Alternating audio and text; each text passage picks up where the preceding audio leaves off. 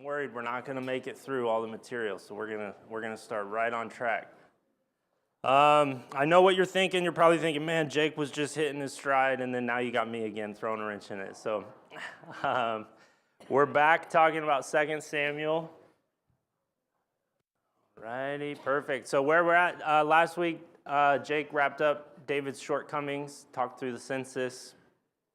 Today we're going to talk about David's political and social victories. So really focusing on the very tactical decisions and choices that he made that really furthered the political kingdom and the monarchy of Israel. And then next week, Jake's going to pick back up with the military victories and some of the conquests and things like that. So this is what we're going to try to get through. We're going to talk a little bit about some of the preparation in the introduction. And then I really tried to focus through these 4 main lenses of legitimacy, unification, containment, and restraint. I have a feeling we're not going to make it to restraint, but we're going to really, really try. All right, so let's dive in. So I believe it was like week 1, I had talked about Robert Alter, and apologies, I now realize that's pretty tiny, but it's okay, I'll read it to you. And I had talked about kind of Robert Alter coined David as the first literary representation of the Machiavellian prince, right? So it's this dude that's, obviously he's cunning and we're told he's handsome. Obviously he's strong. He took down Goliath, but also I think we're going to find that he's quite the tactician, and he's very socially aware. Sometimes that gets him into trouble. Other times it really furthers and solidifies his kingdom. But I want to read this quote from Robert Alter because I think it really summarizes the politician of David pretty well. David turns out to be one of the most unfathomable figures of ancient literature. He begins as the fair-haired boy of Israel. If the term red or ruddy in his initial description refers to his hair color, it might be something like auburn. Everyone seems to love him. He's beautiful, he's musical, he's brave, he's brilliantly resourceful on the battlefield. He is also, from the start, quite calculating, and it can scarcely be an accident that until the midpoint of his story, every one of his utterances, without exception, is made on a public occasion and arguably is contrived to serve his political interests. The narrative repeatedly reveals to us churning fears and confusions within Saul while blocking access to David's inner world. Beset by mortal dangers, David is constantly prepared to do almost anything in order to survive. With the help of his devoted wife, Michal, wordlessly fleeing Saul's assassin, playing the drooling madman in front of the Philistine king, Achish, serving as the vassal to the Philistines, massacring whole towns in order to keep his real actions unknown to his overlords, profiting politically from the chain of violent deaths in the house of Saul while vehemently disassociating himself from each of the killings. He is, in sum, the first full portrait of the Machiavellian prince in Western literature. So something in there that's interesting that Alter kind of makes this argument that the author of Samuel is very intentional about any direct speech that we hear from David. So anytime David speaks, he is making the argument that it's really public. It's really to further his political or social awareness kind of throughout the narrative. He even goes on to say that the first time that we hear David speak for himself and not for that social gain is at the midpoint of the book, after David and Bathsheba, when he loses his son, and he says, he's not coming to me, I'll go to him. Alter kind of makes the argument that that's the first time we kind of see insight into direct speech from David. Just in this narrative, what's really cool though, and we've talked about, is you can really easily pair this with Psalms. And you can really get some insight into who David was and what he was thinking while a lot of these things were going on. So I think that's interesting. As we kind of look through this, I think it's important to kind of keep that in mind. So I want to talk about the kind of the preparation that led to David taking the throne. Let's turn to 1 Samuel chapter 21. So some of these in that quote that I read from Alter, I had to remember. I was like, oh man, where is that? And I had to go back through and read through, and really it's amazing what David did leading up to him kind of taking control of the throne. Obviously, we talked about in depth the alignment with Michal. We talked about that a lot when we looked at the wives of David, how that was a very political kind of thing. At first, I think they were young and in love, as we see in 1 Samuel, but we saw, throughout the reign as he brings her back, it's very political, purely political, so much so that she doesn't have any children. It's pretty much just to solidify that, hey, I have a connection to Saul through Michal. But I want to look in depth at this whole thing of him playing this drooling madman and then being this vassal to the Philistines, because I think it's really interesting.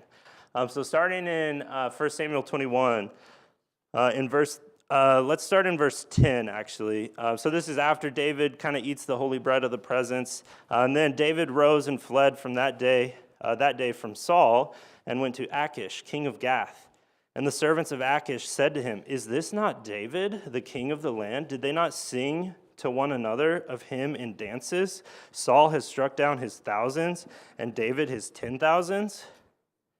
And David took these words to heart and was much afraid of Achish, the king of Gath. So he changed his behavior before them, and pretended to be insane in their hands, and made marks on the doors of the gate, and let spittle run down his beard. And then Achish said to his servants, "Behold, you see this man is mad. Why then have you brought him to me? Do I lack madmen that you have brought this fellow to behave as a madman in my presence? Shall this fellow come into my house?" So they're singing his praises, right? He gets a little scared, and he's like, "Oh man, these guys, they might kind of kill me," because his reputation precedes him a little bit, right?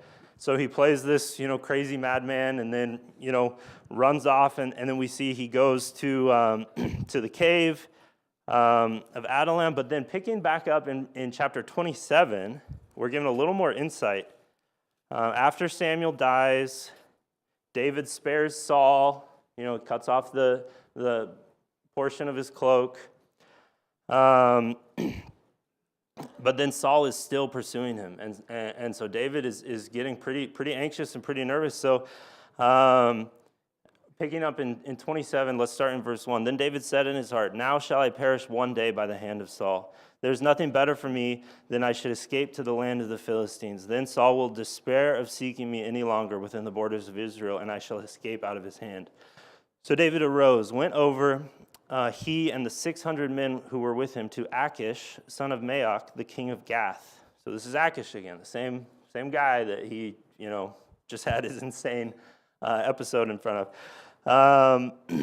He and his men, every man with his household, and David with his 2 wives, Ahinoam of Jezreel and Abigail of Carmel, Nabal's widow. And when it was told Saul that David had fled to Gath, he no longer sought him. Then David said to Achish, "If I have found favor in your eyes, let a place be given to me in one of the country towns, that I may dwell there. For why should your servant dwell in the royal city with you?" So that day Achish gave him Ziklag. Therefore Ziklag has belonged to the kings of Judah to this day. And the number of days that David lived in the countries of the Philistines was 1 year and 4 months. All right, so what was he doing in the country of the Philistines for 1 year and 4 months? Does anyone remember? He was hiding out from Saul, but he wasn't just twiddling his thumbs. No, yeah, he was being pretty resourceful, but it doesn't necessarily seem like it on first pass. So starting in verse 8, now David and his men, during this time of 1 year and 4 months, David and his men went up and made raids against the Geshurites, the Gizurites, and the Amalekites. For these were inhabitants of the land of old, as far as Shur to the land of Egypt. And David would strike the land and would leave neither man nor woman alive, but would take away the sheep, the oxen, the donkeys, the camels, and the garments, and come back to Achish.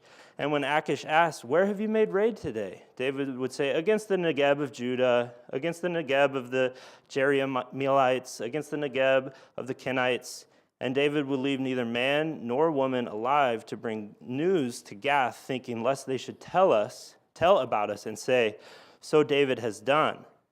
Such was his custom all the while he lived in the country of the Philistines. And Achish trusted David, thinking, "He has made himself an utter stench to the people of Israel. Therefore he shall always be my servant." So if you read this too quick, you kind of miss what David's doing here. So he's killing, not just killing, he is decimating towns, so much so that no one can get back to Achish and tell him what actually happened. And then when Achish asks, he's lying about who he killed and what towns he decimated. He's actually killing enemies of Israel while he's dwelling in Philistia. And then he's telling Achish that he's killing enemies of Philistia.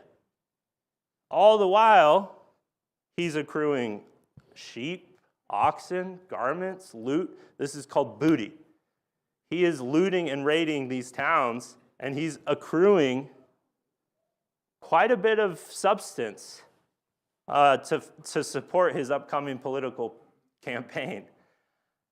So we see that when he's here in the land of Philistia, he's doing these covert political killings, very tactical, leaving no one alive.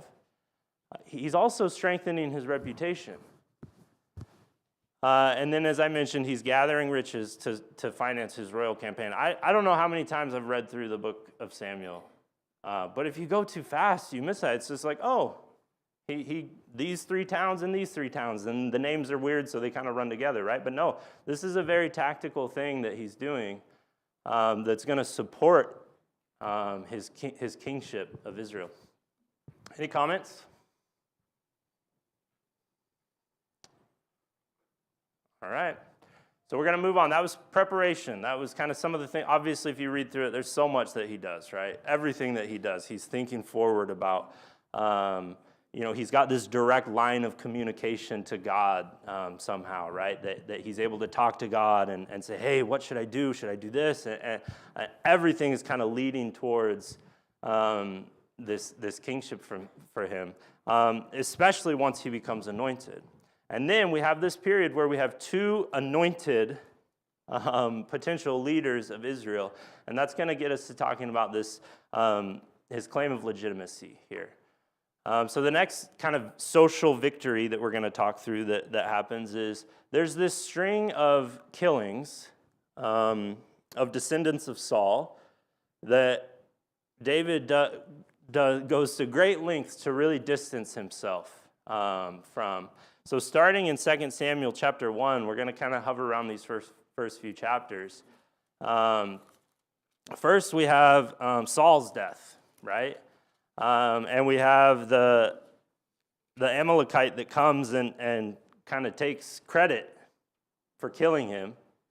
And then what does David do? So in chapter 1, verse 16, actually starting in 11, so they learn about all this, that Saul has died, and David took hold of his clothes and tore them, and so did all the men who were with him, and they mourned and wept and fasted until evening for Saul and for Jonathan, his son, because the people of the Lord, and for the house of Israel, because they had fallen by the sword.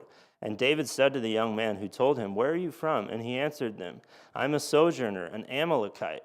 And David said to him, how is it that you were not afraid to put out your hand to destroy the Lord's anointed? So one thing I saw that was interesting in a lot of commentaries here is this idea of he makes a point to say that he's a sojourner. He's an Amalekite. And some people say that is kind of in order to not get in trouble for what he's done. But a lot of scholars actually talk about how people who were kind of labeled as sojourners, they were actually really familiar with the laws that applied to them throughout the cities that they would travel, because you got to think about they wouldn't just travel, they would do business and things like that. And so that brings a little bit more depth when David asks him, hey, like, why were you not afraid to kill the Lord's anointed? And then he goes on in verse 15, then David called one of the young men and said, go execute him. And he struck him down so that he died. And David said to him, your blood be on your head, for your own mouth has testified against you, saying, I have killed the Lord's anointed. So, I chose the header here, benefit without blame. David really benefits from this. Things get a lot less complicated with Saul out of the way. They've been kind of chasing each other back and forth, but David made an oath that he was not going to kill the Lord's anointed, right? Like he had many opportunities to do that. But then when he dies, obviously politically things get simpler, but he goes through this whole mourning process. And this is a theme that we're going to see throughout the book of 2 Samuel, specifically in the beginning here, where David kind of mourns, but obviously there's kind of a political advantage that comes from it. The main one being that now David is the only Lord's anointed, right? So anything that applied to Saul now from a religious perspective applies to David. Another one that happens is in chapter 3, verse 27, where Joab murders Abner. And I know we've already talked through a lot of this in the first couple weeks. But looking at it from this lens, we have Joab murders Abner, and then David very publicly mourns, right, Abner and what happened. And then another one that I want to dig into is in chapter 4.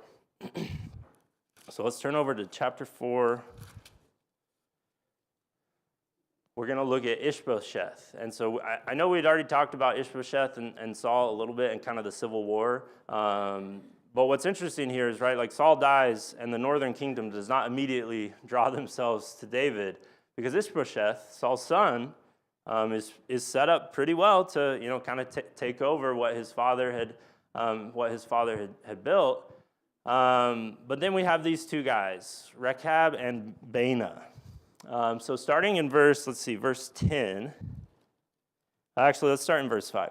Now the sons of Rimmon, the Beerothite, Rechab and Baanah, set out, and about the heat of the day they came to the house of Ishbosheth as he was taking his noonday rest. And they came into the midst of the house as if to get wheat, and they stabbed him in the stomach. Then Rechab and Baanah, his brother, escaped. When they came into the house, as he lay on his bed in the bedroom, they struck him and put him to death and beheaded him. They took his head and went by the way of Arabah all night and brought the head of Ishbosheth to David at Hebron. And they said to the king, "Here is the head of Ishbosheth, the son of Saul, your enemy, who sought your life. The Lord has avenged my lord, the king, this day on Saul and on his offspring." But David answered Rechab and Baanah, his brother, the sons of Rimmon the Beerothite, "As the Lord lives, who has redeemed my life out of every adversity, when one told me, 'Behold, Saul is dead,' and thought that he was bringing good news, I seized him and killed him at Ziklag, which was the reward I gave him for his news. How much more, when the wicked men have gone and killed a righteous man in his own house on his bed, shall I now require his blood at your hand and destroy you from the earth?" And David commanded his young men, and they killed him and cut off their hands and feet and hanged them beside the pool at Hebron. But they took the head of Ishbosheth and buried it in the tomb of Abner at Hebron. So that's a pretty public display of punishment for these two guys. What are you guys' thoughts on this? David kind of finds himself at this like kind of in the midpoint between like, oh man, like, yeah, I need to take the throne. But at the same time, he calls Ishbosheth a righteous man that they killed. And he's constantly kind of in between this battle with like, man, we'll see eventually, it kind of works itself out. But in the middle of it, when you put yourself in David's shoes, it seemed to me, I would have a really hard time knowing what to do. What would be the right tactic here? You want to kind of displace descendants of Saul. But at the same time, David is very convicted. Yeah. It may, it may be the idea that he is politically trying to distance himself from Ishbosheth in terms of a civil war. Ishbosheth, if you go by a king lineage, he'd be the rightful to be next to be the king. Yeah. And so by these guys taking out Ishbosheth, it may have been something that David had thought about doing himself. Yeah. But these guys did it for him. So he distanced himself, and they pay the penalty, and that really puts a big distance then. And so he's free of he has clean hands. Yeah. He looks like he's done the right thing, but he's now able to more easily ascend the throne with Ishbosheth being out of the way. So there might be a political distancing that he's doing. Yeah, definitely. Yeah, I think absolutely trying to prevent civil war, like that was already in the process of happening, right? And then Abner was killed. I think it's interesting that David's men often do things and then David reacts to it. And they think like, oh, they're doing this because this is what David wants. And you're right, it really sizzles out this potential civil war. But David does ultimately benefit. Yeah, Larry? Well, it's also interesting during this early part of David's career, he's very decisive, very judicial, willing to execute judgment on those who he perceives to be wrongdoers, and establish a certain level of moral authority. And we see that all disintegrate toward the end of his reign, where he's unwilling to punish a son who, rapes a woman, and then someone steps in and says, well, if you're not going to kill him, I am. Yeah. And then David refuses to recognize that or either support or deny that. You see a change during his reign from being very judicial and decisive to being very indecisive. Yeah, absolutely. He becomes very passive towards the end of his life, and we're going to look at that too. One of the victories that I talk about is his restraint later on. Yes, with his son, but also even with those that curse him. We'll see. But it's interesting. This doesn't seem like the guy that was, romping around Philistia, decimating towns, thousands and thousands of people. So he's kind of changed, right? Any other thoughts?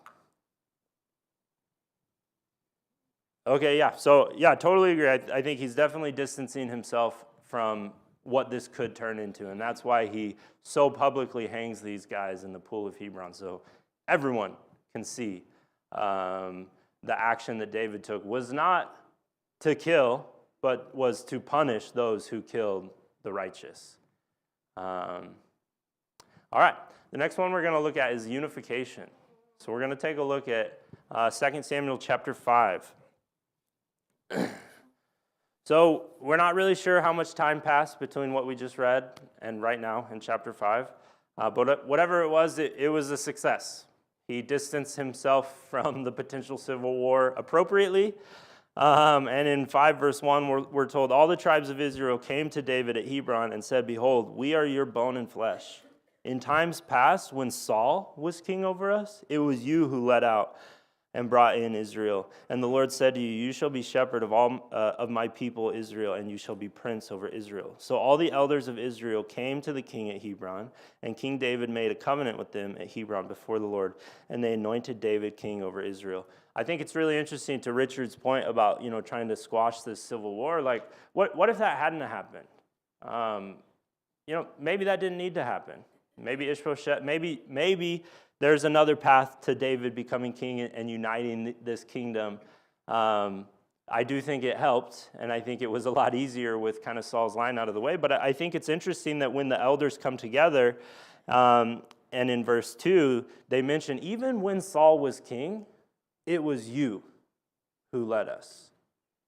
So they have this they understand David's reputation. And that just kind of gives me kind of some insight into what Richard was talking about. Like, yeah, maybe there was a different path. Regardless, what happened, and David worked with it. But I think it's interesting that they all did really seem to respect David. Verse 4, David was 30 years old when he began to reign and he reigned 40 years. At Hebron, he reigned over Judah 7 years and 6 months. At Jerusalem, he reigned over all Israel and Judah 33 years. So we talked about they paid off. Now, the tact with the assassinations, whatever, however that happened, his public displays of punishment, they pay it off, and he's officially anointed king, right? There's no north or south. Now David's got to figure out, okay, well, where is my capital? Where's my capital going to be? And where am I going to set these things up? So he picks Jerusalem. So Jerusalem is interesting because it did not, at this point, belong to any political tribe. It didn't belong to any specific tribe. So it was neutral. It's very similar. A lot of scholars, for some reason, reference Washington, D.C. When we decided Washington, D.C. was going to be our capital, there was a big kind of back and forth between the North and the South about where it should be and who owns the land and whatnot, and they ended up deciding that this, kind of central spot along the Potomac was going to be the capital. Similar here, it's a neutral place, right? The problem is they don't own it, so they got to go get it. We're going to look into this real quick. So in verse 6, the king and his men went to Jerusalem against the Jebusites, the inhabitants of the land, who said to David, "You will not come in here, but the blind and the lame will ward you off," thinking, "David cannot come in here." Nevertheless, David took the stronghold of Zion, that is the city of David, and David said on that day, "Whoever would strike the Jebusites, let him get up the water shaft to attack the lame and the blind who are hated by David's soul." Therefore, it is said, "The blind and the lame shall not come into the house." And David lived in the stronghold and called it the city of David. And David built the city all around from the Millo inward. And David became greater and greater, for the Lord, the God of hosts, was with him. All right. The lame and the blind. I looked at probably 6 or 7 different commentaries on this, so we're going to get into it a little bit. But this is weird. What on earth is he talking about? Any thoughts? What do you think this could mean? I have 3 that we're going to get into, but before we do, I'm curious what other people's thoughts are. The lame and the blind will ward off David, and then we're told that David despised the lame and the blind in his heart. Any thoughts? No one wants to play? Richard's got one.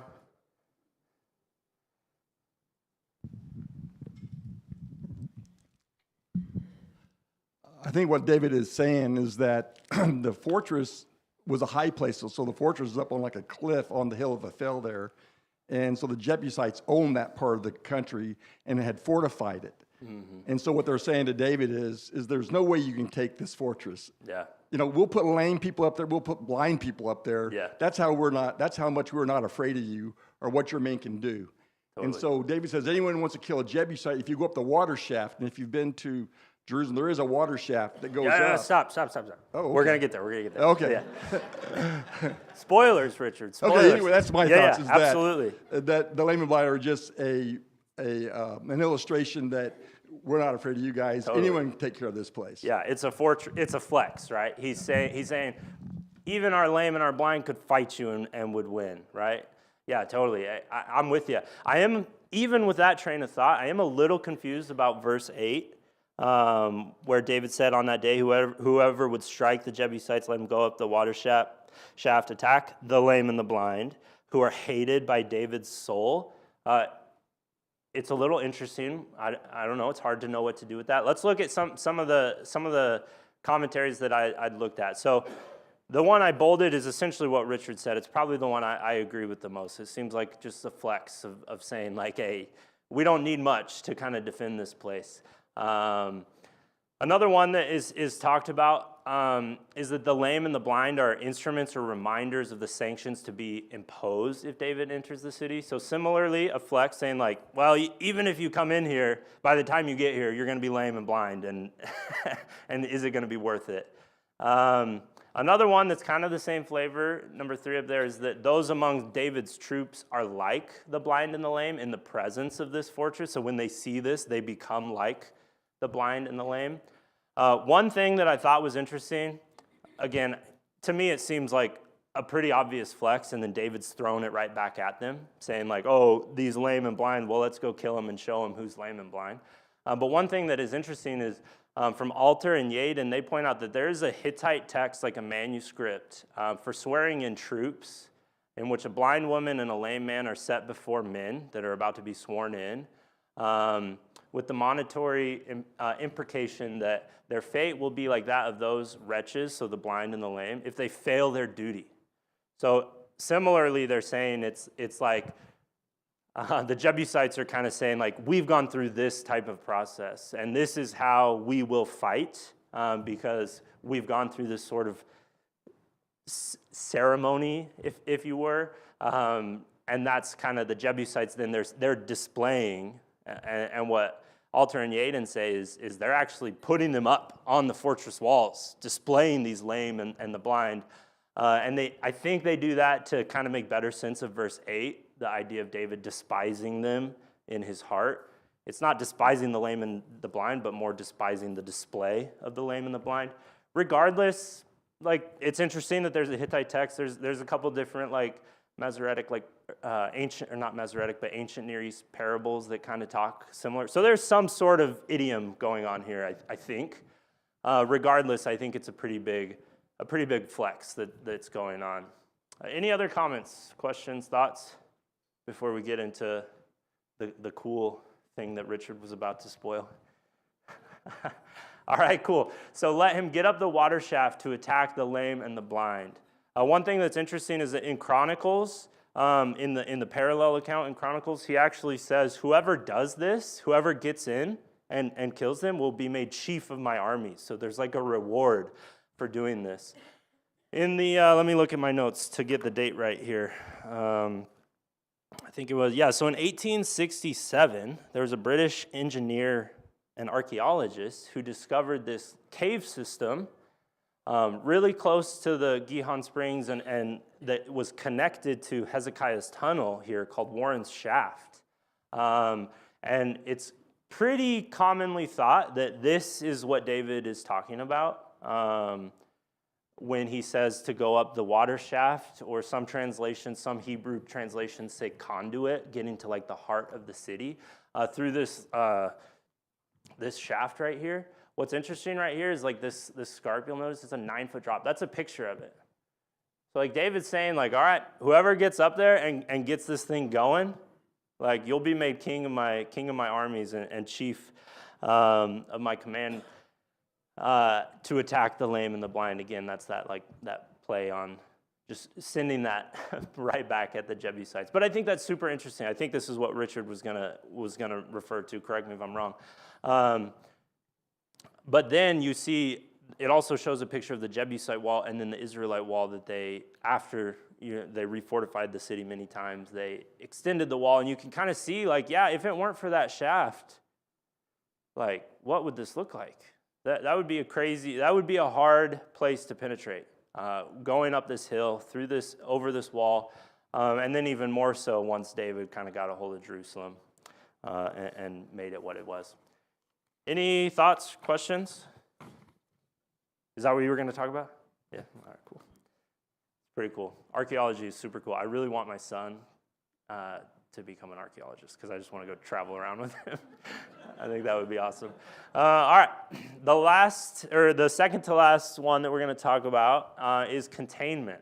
This kind of gets into the idea of what Larry was talking about, where David really shifts from this judicial, like very tactical, to he seems to become a little more passive, or he kind of starts to have a lot more grace. And we're going to look at a couple instances here in 2 Samuel chapter 9.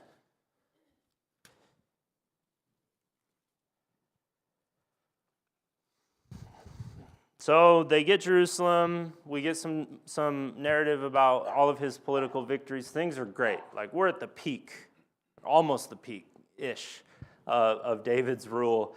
And then in chapter 9, David says, "Is there anyone left in the house of Saul that I may show him kindness or faithfulness for Jonathan's sake?" It's a little interesting. But okay, he's looking, he remembers Jonathan. Him and Jonathan were really close. And he wants to know if there's anyone left that he can kind of show kindness to. So he learns about, in verse 7, he learns about Mephibosheth, right, through Ziba, who was a servant of Saul, and calls him forward. And then in verse 7, David said, "Do not fear, for I will show you kindness for the sake of your father Jonathan, and I will restore to you all the land of Saul, your father, and you shall eat at my table always." And he paid homage and said, "What is your servant that you should show regard for such a dead dog as I?" Keep in mind, Mephibosheth, back towards the end of 1 Samuel, when they were kind of fleeing, he got dropped as a kid, and he's lame, so he can't like walk. And that comes up a lot throughout this account. One of the reasons it comes up so much is there was actually two Mephibosheths, the one who is lame and then another descendant of Saul. This Mephibosheth that's lame is kind of the big player. There's only one other mention of the other one. But what's interesting about this is throughout verse 7, verse 10, verse 11, and 13, when he kind of finds Mephibosheth. So we already heard it once. I'll give you the land of Saul. Keep in mind, he's lame. And you shall eat at my table always. And then going on, so the king called Ziba, Saul's servant, and said to him, all that belonged to Saul and to his house I have given to your master's grandson. You and your sons and your servants shall till the land for him and bring in the produce that your master's grandson may have bread to eat. But Mephibosheth, your master's grandson, shall always eat at my table. Now Ziba had 15 sons and 20 servants, and she said to the king, we'll do everything that you've commanded. So going on, so Mephibosheth ate at David's table like one of the king's sons. And Mephibosheth had a son whose name was Micah. And all who lived in Ziba's house became Mephibosheth's servants. So Mephibosheth lived in Jerusalem, for he ate always at the king's table. So we're told like 3.5 times that Mephibosheth ate always at the king's table. Really interesting here. I think what's going on, and seems most scholars agree, is this is the idea of like keeping your enemies close, closer than your friends, right? Mephibosheth is like the last potential claim through Saul to the throne. And even though he's lame, he still remembers that ongoing relationship that he had with Jonathan, and he's made this sort of oath to Jonathan to protect his offspring. And this is, I think, him doing that. But similar to the other ones, there's also some benefit, right? He's showing some kindness and some grace and some mercy, but also he's keeping an eye on it, right? He's not going to go anyone. He's not going to go anywhere. He's not going to do anything without David knowing. So he serves to keep the faith and compassion with Saul's lineage, as well to keep his grandson under constant surveillance. All right, the last one we're going to look at, we're doing pretty good on time, is restraint. So mercy promoting reconciliation. So chapter 16,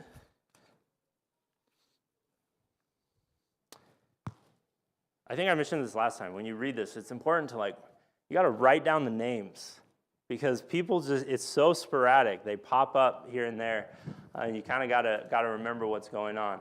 So we've already talked about Absalom's rebellion. This is like the big civil war, I guess, that kind of breaks out. During this rebellion, when David is fleeing out of Jerusalem, in 16 verse 5, we're introduced to this character named Shimei. And in verse 5 it says, when King David came to Bahurim, there came a man out of the family of the house of Saul, whose name was Shimei, the son of Gera. And as he came, he cursed him continually, and he threw stones at David. And all the servants of King David and all the people and all of his mighty men were on his right hand and his left. And Shimei said as he cursed, get out, you man of blood, you worthless man. The Lord has avenged on you all the blood of the house of Saul, in whose place you have reigned, and the Lord has given the kingdom into the hand of your son Absalom. See, your evil is on you, for you are a man of blood. All right, so I think we know what side this guy's on. He's very clearly on the side of Absalom and on the side of the rebellion. What's interesting here, if we go on, so he shows restraint. He's got all of his mighty men. I imagine this huge horde of people, and this guy's throwing rocks at the king. It's kind of funny. And then he kind of shows restraint. But going on, this picks back up in 19. So we have this whole rebellion kind of plays out. Absalom is eventually killed, as we've already talked about. But then in 19 verse 23, this comes back up. Let's see. Let's start in verse 20. For your servant knows that I have sinned. Therefore, behold, I have come this day, the first of all the house of Joseph, to come down to meet my lord the king. Abishai said to the son of Zeruiah, answered, shall not Shimei be put to death for this, because he cursed the Lord's anointed?" But David said, "What have I to do with you, you sons of Zeruiah, that you should this day be as an adversary to me? Shall anyone be put to death in Israel this day? For do I not know that I am king over Israel?" And the king said to Shimei, "You shall not die." And the king gave him his oath. While this is all happening, it's interesting to note, Mephibosheth, the very same, the lame one, he hangs back. When David exits Jerusalem because the rebellion is kind of starting, Mephibosheth hangs back and kind of, I think, is thinking that maybe he might have a play here. And it's interesting, in 21 verse 7, when David comes back, he mentions, in 19:25, he mentions, "Hey, like Mephibosheth, why did you not come with me? Why did you stay back?" Because David seems to have an idea that he was kind of making a play at the throne. But David shows mercy. So in 19, we're jumping around a lot. In 19 verse 25, when he, that is David, came to Jerusalem, Mephibosheth came to Jerusalem to meet the king said to him, "Why did you not go with me, Mephibosheth?" He answered, "My lord, O king, my servant deceived me. For your servant said to him, I will saddle a donkey for myself that I may ride on it and go with the king, for your servant is lame." I think we can see in there already that he might be lame, but he's a little conniving as well. He's kind of using that as an excuse for why he didn't come with him. "He has slandered your servant to my lord the king, but my lord the king is like the angel of God. Do therefore what seems good for you. For all my father's house were but men doomed to death before the Lord, my lord the king. But you set your servant among those who eat at your table. What further right have I than to cry to the king?" And he said to them, "Why speak any more of your affairs? I have decided you and Ziba shall divide the land." And Mephibosheth said to the king, "Oh, let him take it all, since my lord the king has come home safely." So kind of what Larry was talking about too is we see him throughout his life. We also see people take advantage of David, I think, as he gets older. They take advantage of his grace and his mercy a little bit. But the running theme throughout this, in verse 21, or in chapter 21, verse 7, throughout all of this, with this line of Saul that's still kind of plaguing him, we have in verse 7 of 21, "But the king spared Mephibosheth, the son of Saul's son Jonathan, because of the oath of the Lord that was between them, between David and the son of Saul." So what we have here is that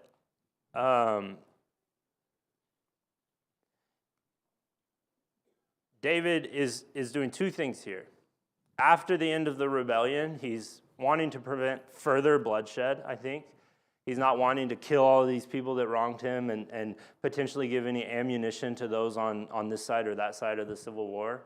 But I think we have this running theme of he's remembering Jonathan. He's remembering his relationship with Jonathan.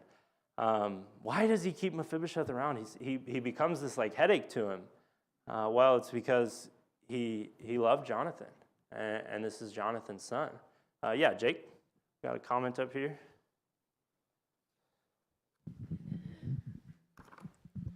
Also, while David's fleeing during the rebellion, Ziba comes back and slanders Mephibosheth, and I think that's part of the reason why David questions him right when he gets back is because Ziba basically throws him under the bus and says, "Oh, he's not here, and you know why he's not here? Because he wants the kingdom back," and that's kind of why. I think Mephibosheth is like, well, that servant that he's referring to as Ziba, he's like, he's the one that said he's going to go saddle a donkey, and then he left, and I couldn't follow. And so I think Ziba initially is happy that Mephibosheth, his master's grandson, is being well kept now, but then eventually gets jealous of him, and he's like, man, I'm the one that's got to work for this guy, and so he tries to take his stuff, and Yeah, I think both Ziba and Mephibosheth, like there's two sides to every story, I think totally. And it's interesting, it works out well for Ziba in the end anyways, because Mephibosheth's like, I don't care, just give it to him. But yeah, it is interesting. You have this back and forth between them. So all this happened, we're doing good. We have 1 minute and we can conclude right now. All this happened, right? And people cursed against him and all these wrongs were done against David, and he took all these oaths to not to not punish these people, but he does not forget. And this is where I want to end in 1 Kings chapter 2, verse 5. We're told that this is when David is on his deathbed and he's dying, and he says to Solomon, who's taking his throne, in verse 8, and there's also with you Shemiah, the son of Gera, the Benjamite from Bahurim, who cursed me with a grievous curse on the day that I went to Mahanaim. But when he came down to meet me at the Jordan, I swore to him by the Lord, saying, I will not put you to death with the sword. Now, therefore, do not hold him guiltless, for you are a wise man. You will know what you ought to do to him, and you shall bring his gray head down to blood with Sheol. So even on his deathbed, he's transferring the kingdom to Solomon. He is thinking about the kingdom and the political moves that he needs to prepare Solomon to make to ensure that he stays in power. And I think that's really interesting. He's an honorable man. He made these oaths. He's not going to break these oaths. But Solomon, he didn't make the oaths. And he kind of passes on his hit list to Solomon throughout that narrative there. So that's it. Thank you all for your attention.